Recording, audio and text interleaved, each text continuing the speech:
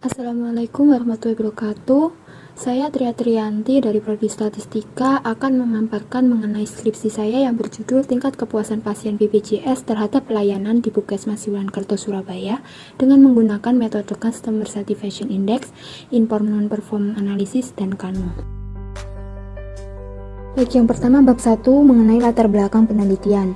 Indonesia sendiri merupakan negara berkembang yang sedang giat-giatnya menggalang pembangunan, tidak terkecuali di bidang kesehatan. Sesuai dengan upaya nasional dalam rencana pembangunan jangka panjang bidang kesehatan tahun 2005-2025 yang bertujuan meningkatkan kesadaran kemampuan hidup sehat bagi setiap orang. Untuk mewujudkan itu semua, Kementerian Kesehatan Republik Indonesia telah mengeluarkan salah satu kebijakannya dengan merencanakan program pelayanan kesehatan yang sering kita kenal sebagai BPJS. Jumlah peserta BPJS Kesehatan setiap tahunnya selalu mengalami peningkatan. Berdasarkan halaman resmi BPJS Kesehatan, diketahui jumlah peserta BPJS di Indonesia telah mencapai jumlah 187.982.949 orang pada 31 Desember 2017 dan meningkat menjadi 217.549.455 orang per 1 Februari 2019. Selain itu, untuk mencapai Universal Health Coverage, Kemenkes mengupayakan peningkatan peserta BPJS, kemudahan akses terhadap layanan kesehatan dan kelengkapan alat kesehatan. Dalam hal ini, Puskesmas diposisikan sebagai garda terdepan untuk menjaga kesehatan masyarakat sebelum dirujuk ke rumah sakit.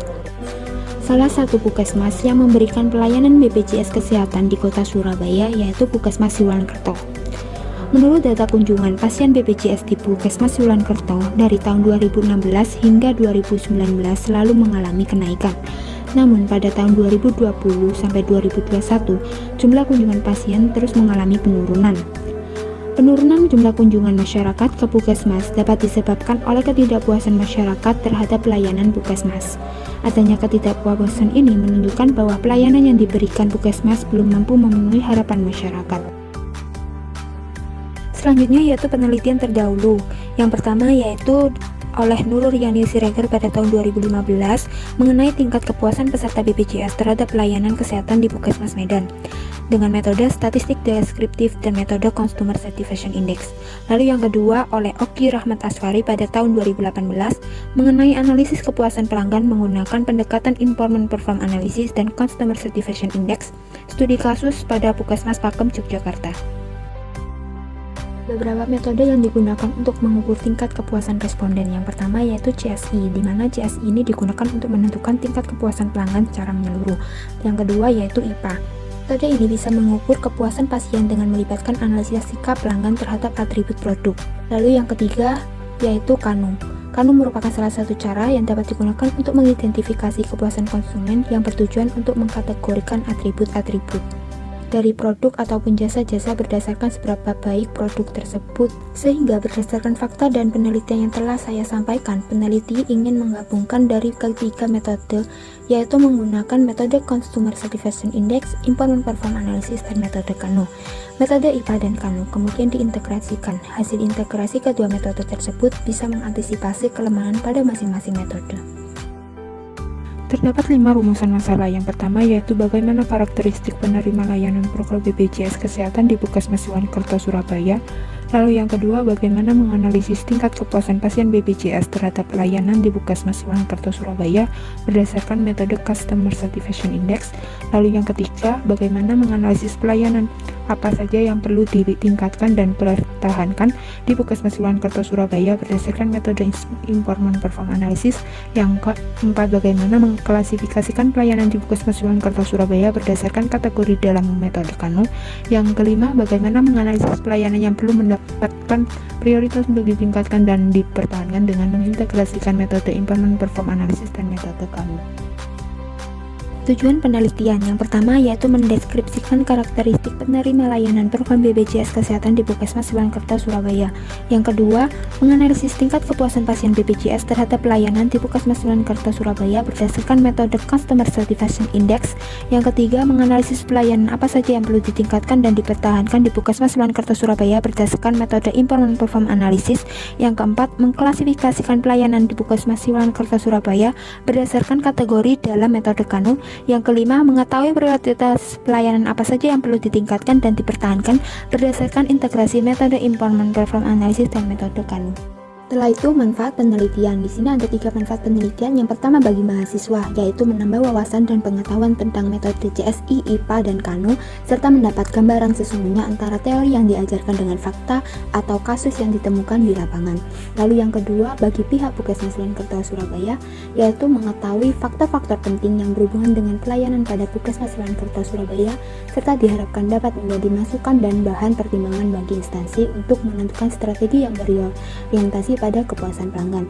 Lalu yang ketiga, bagi masyarakat umum, yaitu diharapkan penelitian ini dapat digunakan sebagai referensi bacaan untuk menambah ilmu pengetahuan bagi para pembaca.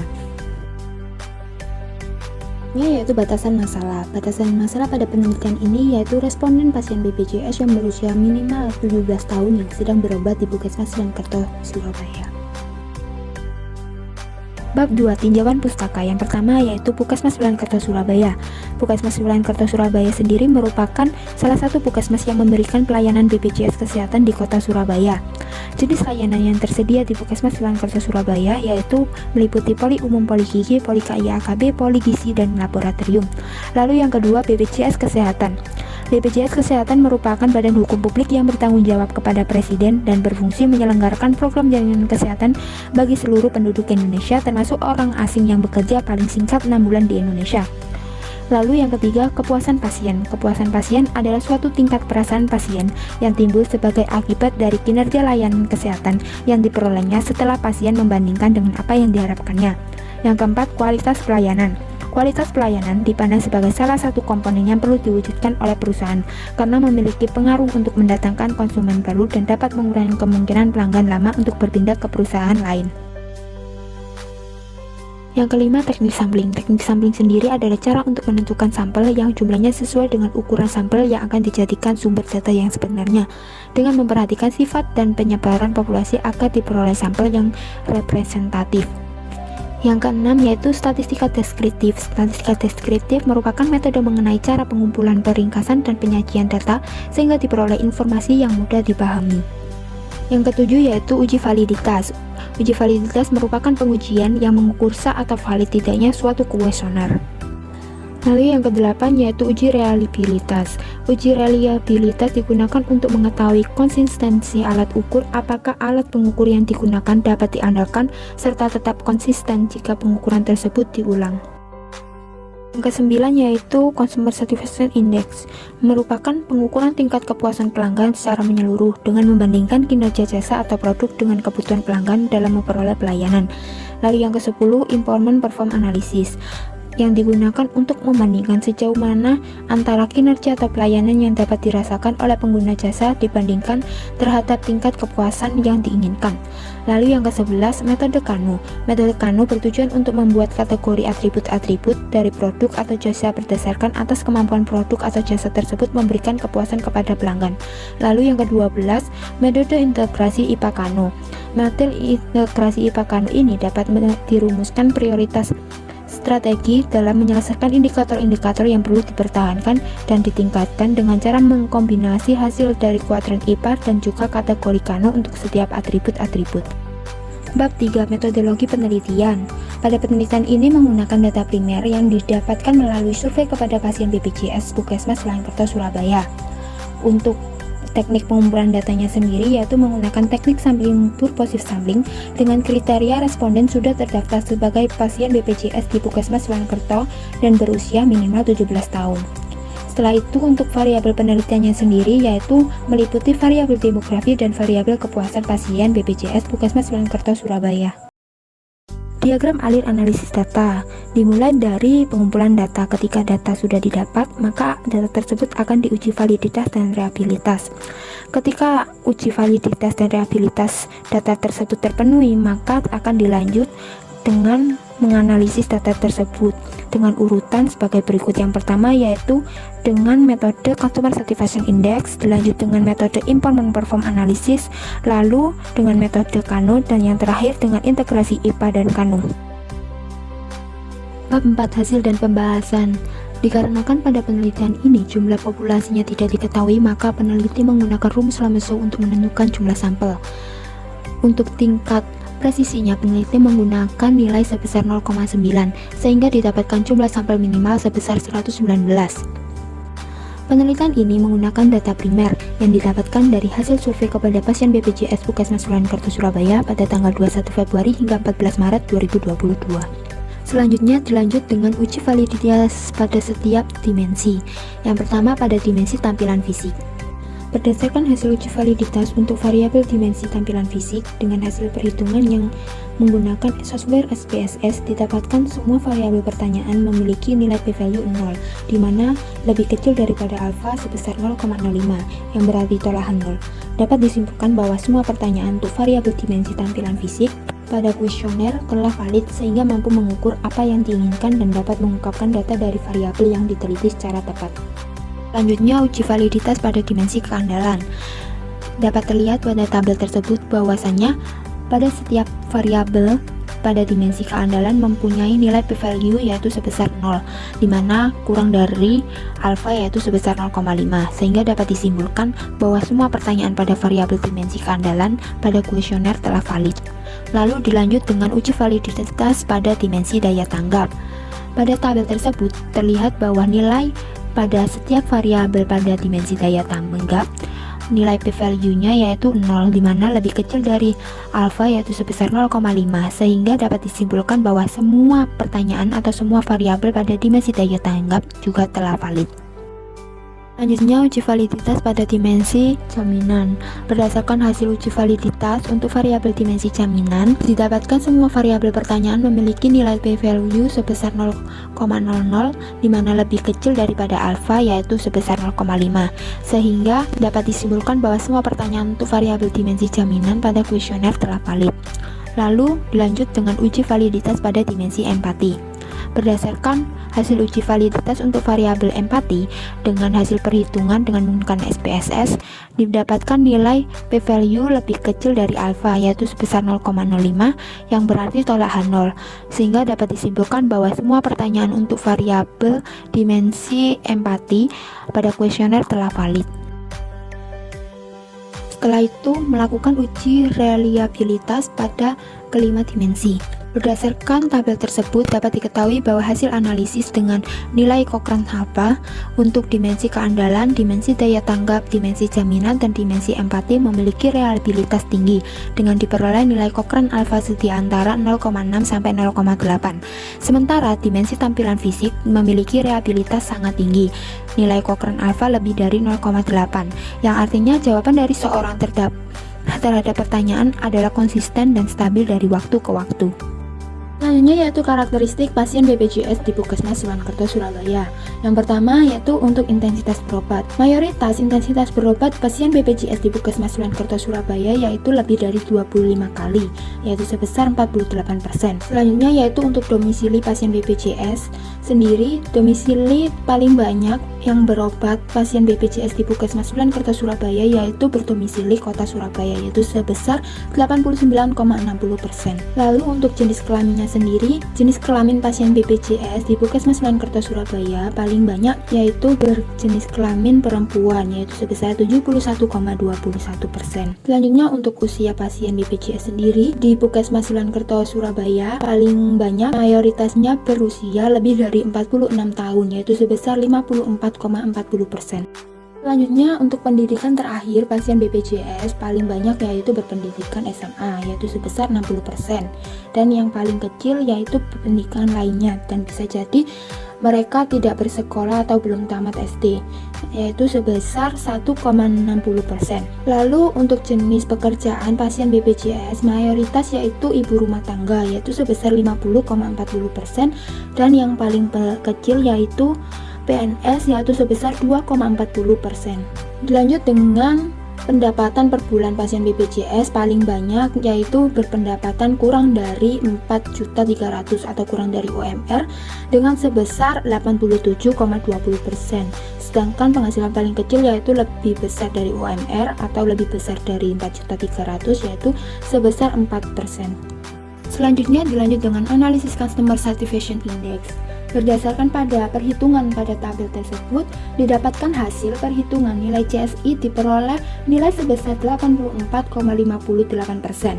Nilai tersebut berada pada interval nilai 81-100, yang berarti pasien BPJS Puskesmas Sulankerta Surabaya sangat puas terhadap pelayanan di Puskesmas Sulankerta Surabaya secara keseluruhan.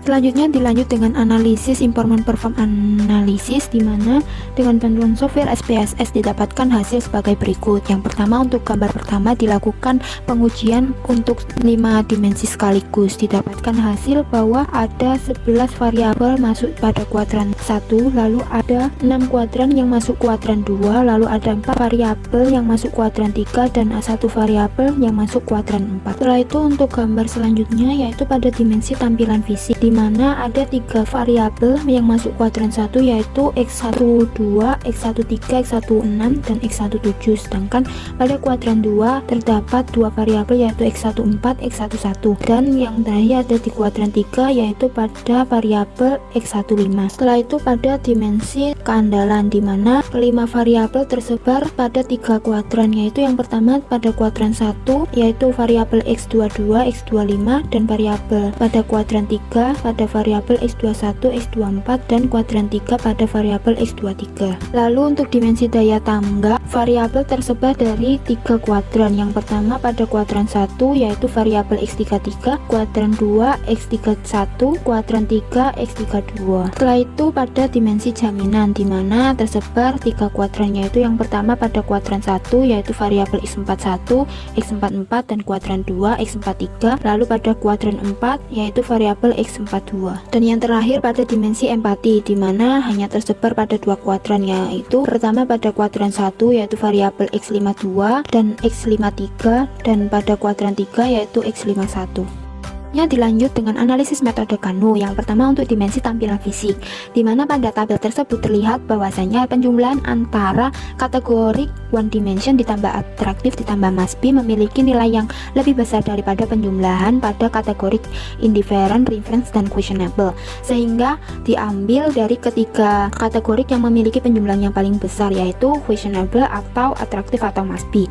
Pada tabel tersebut terlihat bahwa nilai one dimension pada semua variabel memiliki nilai yang paling tinggi di antara atraktif dan must be, sehingga dapat disimpulkan bahwasanya semua variabel masuk ke dalam kategori one dimension. Lalu yang kedua untuk dimensi keandalan.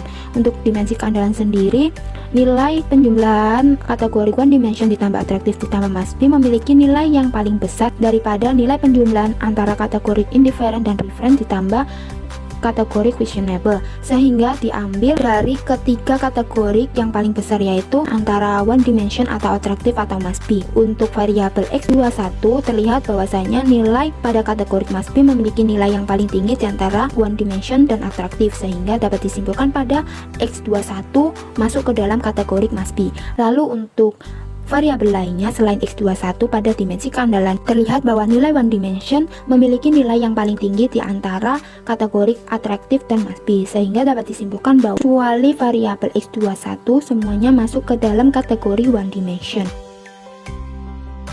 Selanjutnya dilanjut dengan dimensi daya tanggap, dimensi jaminan, dan dimensi empati. Pada tabel tersebut terlihat bahwa penjumlahan nilai dari kategori one dimension ditambah atraktif ditambah must be memiliki nilai lebih besar daripada penjumlahan antara dimensi indifferent ditambah reference ditambah questionable, sehingga untuk kategori Kano memilih antara ketiga kategori yang memiliki penjumlahan yang paling besar, yaitu antara one dimension atau atraktif atau must be. Untuk dimensi daya tanggap sendiri, semua variabel masuk ke dalam one dimension dikarenakan nilai one dimension di antara atraktif dan must be memiliki nilai yang paling tinggi. Lalu untuk dimensi jaminan, semua variabel juga masuk ke dalam kategori one dimension dikarenakan jumlah kategori one dimension memiliki nilai yang paling besar ketimbang dari kategori atraktif dan must be. Sedangkan untuk kategori empati pada variabel X51 masuk ke dalam kategori must be dikarenakan di antara ketiga kategori tersebut kategori must be memiliki jumlah yang paling besar. Selain itu, untuk variabel yang lainnya untuk dimensi empati yaitu X52 dan X53 masuk ke dalam kategori one dimension dikarenakan nilai one dimension memiliki nilai yang paling besar di antara kategori atraktif dan must be. Berdasarkan hasil integrasi pada tabel tersebut, maka urutan prioritas strategi yang harus dijalankan oleh pihak Puskesmas Mojokerto adalah sebagai berikut. Yang pertama, meningkatkan kinerja pada variabel X21, yang kedua, meningkatkan kinerja pada variabel X51, yang ketiga, mempertahankan kinerja pada variabel X12, X13, X16, X17, X22, X25, X41, X44, X52, dan X53. Setelah itu, meningkatkan kinerja pada variabel X11, X14, X24, X31, dan X43. Yang keempat yaitu meningkatkan kinerja pada variabel X15, X23, dan X32. Setelah itu mempertahankan kinerja pada variabel X42. Dari penelitian ini dapat disimpulkan berdasarkan hasil analisis deskriptif karakteristik pasien BPJS Puskesmas Mojokerto sebagai berikut. Yang pertama, intensitas berobat lebih dari 25 kali. Lalu berdomisili Surabaya, setelah itu berjenis kelamin perempuan, mayoritas berusia lebih dari 46 tahun, berstatus menikah, mayoritas berpendidikan SMA sederajat, lalu pekerjaan ibu rumah tangga, dan memiliki pendapatan di bawah UMR. Yang kedua yaitu tingkat kepuasan BPJS terhadap pelayanan Puskesmas berdasarkan hasil perhitungan nilai CSI sebesar 84,903%. Yang pertama, pasien BPJS di Puskesmas Mojokerto sangat puas.